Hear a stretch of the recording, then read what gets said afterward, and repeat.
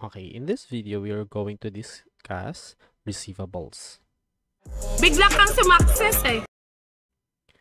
Alright, I'm Sir Ray, your favorite CPA, and in this video, we will discuss receivables. So, kung gusto nyo itong handout na to, merong link sa comment section below. Sige, let's start. Receivables. Ang root word ng receivables ay, tama, receive. Sa Tagalog, may matatanggap tayo.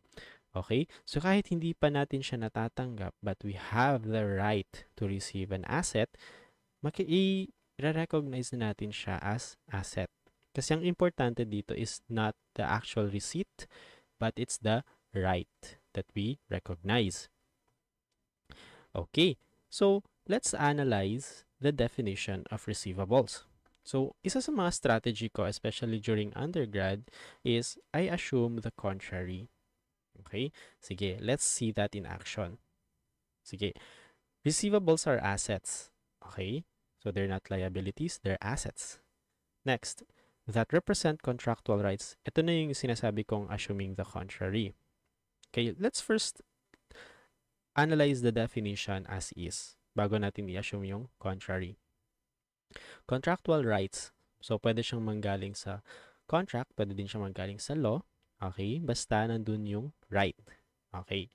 So, for example, you and a customer contractually agreed na you will give services or you will provide goods in exchange for cash. So, was there a contract? Yes, may contract of sale. Now, does that mean na magre-recognize tayo ng receivables? Yes, kasi present ang contractual right. Okay? So, hindi lang siya limited sa contract ha. Pwede din siya manggaling sa legal or law. Okay. Next, what if yung right natin is arising from ano bang opposite ng contractual right? Pwede nating isipin, defective contracts. Contracts na, let's say, contracts that were rescinded. Contracts na defective in a sense na it was annulled, or contracts that were voided, or contracts that are void ab initio. Perhaps it's an illegal contract. So can we recognize receivables from that? Of course not. Kasi nawala na yung pagiging contractual, yung contractual part ng contractual right. Okay, so again ha, hindi tayo pwede mag-recognize ng receivables if yung right natin doesn't arise from contractual or legal rights. Okay, ganun mag-isip. Okay, or ganun tayo mag-analyze ng definition. We assume the opposite. Next, to receive cash or other assets. So dito sa definition na to, hindi lang siya limited sa cash. Okay? So what if yung i-receive natin sa customer is, let's say, cash, of course, or cash equivalent, or check. So yes, it's a receivable. So what if yung matatanggap natin ay inventories? Okay? Perhaps galing sa isang supplier, nagbayad na tayo in advance. Is that a receivable? Yes, kasi qualified naman yun under other assets. Next, what if yung matatanggap natin instead of cash or other asset, let's say, ang matatanggap natin ay liability. So, is that a receivable? No. Okay? Specifically nakasaad dito na cash or other assets. Sir, di ba cash, asset din siya? Sana sinulat na lang natin to receive asset. So, kaya in-specify yung cash or in-emphasize, okay, sineparate, it is to emphasize that commonly, ang tinatanggap natin, pag sabihin natin receivable ay cash. But again, it was mentioned and emphasized as well na hindi lang cash, okay? Any asset for that matter. Alright, next, check naman natin to. From another entity. Okay, so, classified siya as receivable if yung matatanggap natin ay galing sa ibang party. Okay, or third party, unaffiliated or unrelated party. So, for example, customer. Kung yung customer mo ay hindi naman related party, okay, then, at meron tayong matatanggap na cash or other asset mula sa kanya, then we can recognize receivable. Now, sir, what if, let's say, meron akong branch, okay? Yung branch na yon is, let's say, Mercedes branch. Tapos, ang ililipat lang is from Candelar branch to Mercedes branch. But it's the same entity. Now, yung Mercedes branch ba will recognize a receivable? Will I recognize receivable? No. Kasi it's the same entity. Okay? So, ganun po tayo mag-analyze ng definition. We assume the contrary. Okay? Next. Ang initial measurement ng receivables ay fair value plus transaction costs. So, yun yung tatandaan natin. At the same time, marami tayong exceptions, okay, to that rule. Isa na dyan ang accounts receivable, which we will heavily discuss in this video. Okay, so check natin yung mga iba't ibang uri ng receivables. So, sige. Number one, sige. Before we dive in, one strategy is you compare and contrast kapag may mga iba't ibang examples or enumerated items. Sige, check natin. Accounts receivable. One way to compare and contrast is to look for its defining characteristic or what makes accounts receivable. Something na sa accounts receivable lang meron at wala sa iba. Okay, check natin. Okay, ang defining characteristic niya talaga is ito, supported by oral or informal promises to pay. Okay? So, compare natin siya. Ano kaya pwede nating i-compare dito? Ito. I-bold tsaka underline lang natin, no? Next, punta naman tayo sa notes receivable. Receivables that are supported by written or formal promises, to pay in the form of promissory notes. Ayan. So, ang opposite pala ng accounts receivable ay notes receivable, in which ito, formal na, okay? Sa amin dito, tinatawag dyan is may kasulatan. Okay? Parang ganun din, no? Written and formal promises na, okay? It's like utang pero ranked game. Another thing is, I'm sure may experience na yung iba sa inyo, especially yung mga hindi nakakabayad ng tuition on time, di ba pinapapirma kayo ng promissory note? So, that means na from accounts receivable, hindi na siya accounts receivable. Okay? Notes receivable na. Kasi meron ng promissory note. So, ang ikinaganda lang is that hindi lang sa school may mga ganito. Okay? Meron din sa mga suppliers, okay? Kung bibili tayo, etc. Basta ang defining characteristic dito is that it is written and it is written and a formal promise. Okay? May promissory note na. Alright, now i-check naman natin, ano kaya ang defining characteristic ng loans receivable? Okay, so ang defining characteristic niya ay ito, extended by financial institutions. So example ng financial institutions like bangko, etc. Okay, so if hindi siya galing sa mga financial institutions, then hindi siya maka-classify as loans receivable.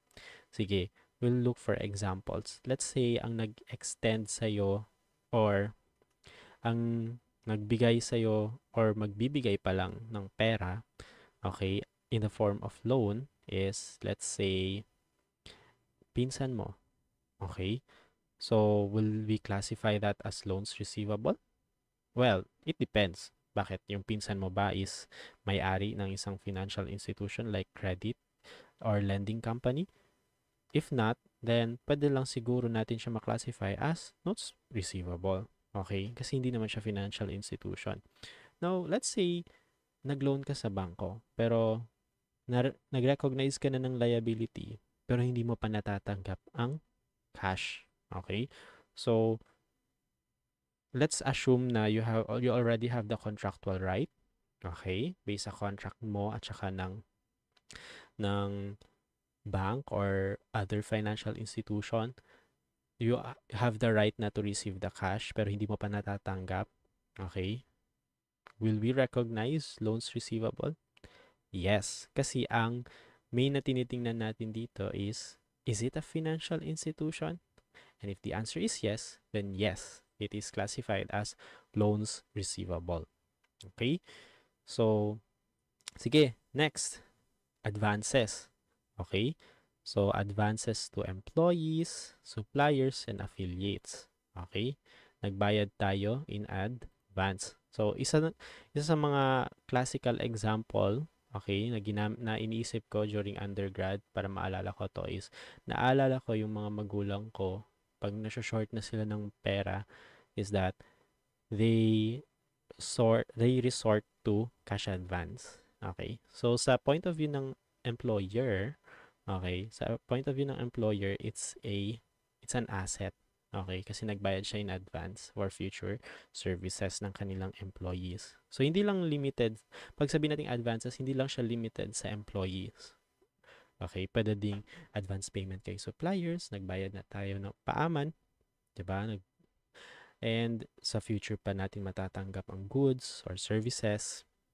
Pwede din affiliates or related parties, etc. Okay. Next, accrued income. So, this time, na-render na natin ang service pero hindi pa natin nako-kolekta. So, anong defining characteristic nito? Okay? May na-render tayong service. Okay? So, sir, paano naman kung nakolekta na natin pero hindi pa natin na-earn? Okay? Or nagbayad na ng advance si customer pero hindi pa tayo nagre-render ng service. Anong tawag natin doon? Tama. It's called a deferrals or deferred income. Okay? Or unearned income. At hindi siya receivable. It's a liability. Okay?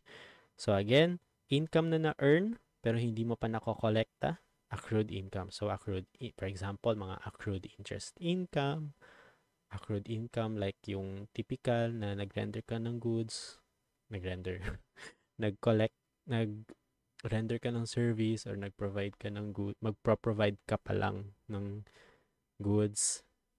Okay? Ay, sorry. Na-render mo na ang service or na-provide mo na ang goods pero hindi mo pa natatanggap ang cash. Okay. Next is deposits. So, sa deposits, familiar naman tayo, di ba? Like, nung bumibili tayo ng Coke, tapos gusto natin sa bottle, anong ginagawa ng tindera? Ang ginagawa ni Aling Bebang is, ano muna siya, like, sabi niya sa akin dati, mag-iwan ka ng 5 piso. Okay, deposit. Bakit siya nagpapaiwan ng 5 piso? Para kung hindi natin isauli yung botelya, 'di ba? At least hindi siya lugi. So, ganun. So, sa deposits, merong assumption or presumption na isasauli mo din.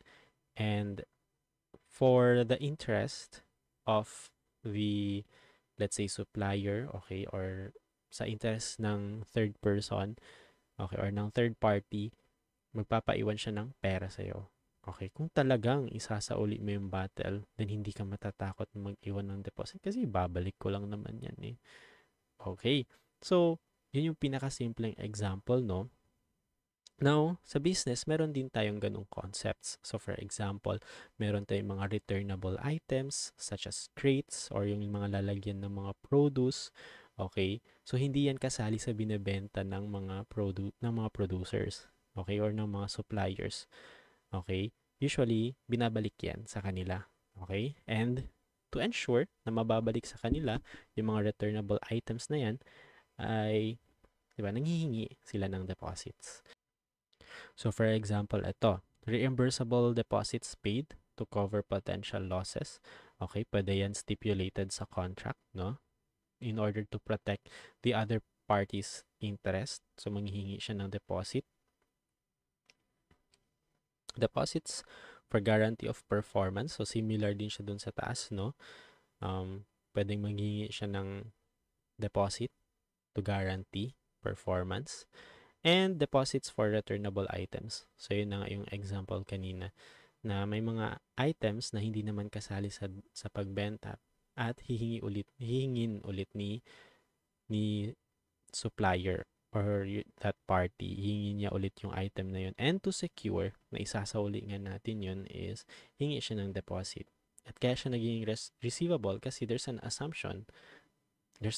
presumption na isasauli natin yun. Okay? Next, we have claims receivable. Okay?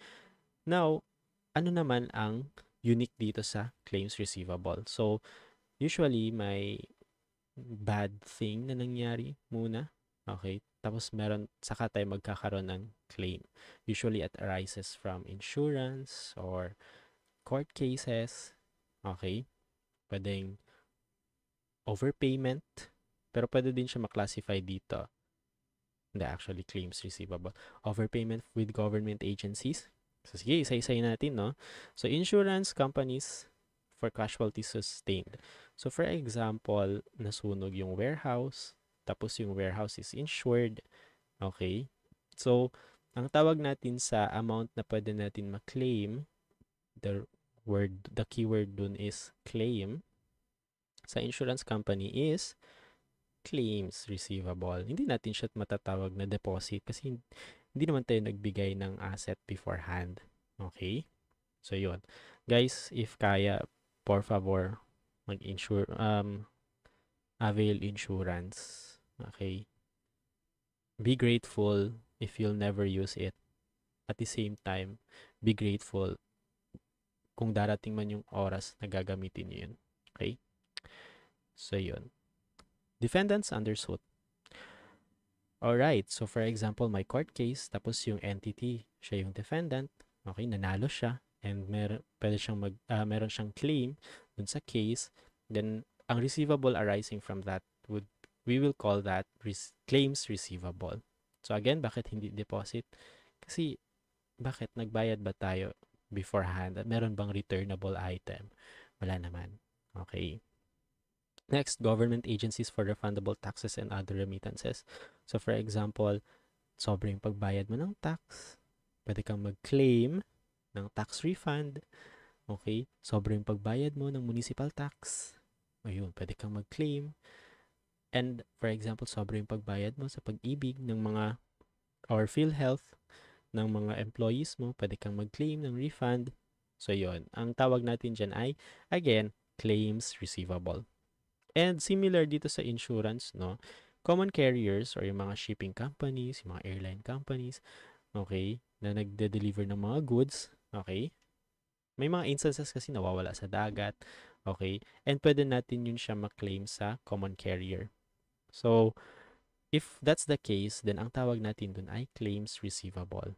Okay? Again, common carriers for damaged goods or lost goods, and suppliers. So, pwedeng si common carrier ang habulin natin.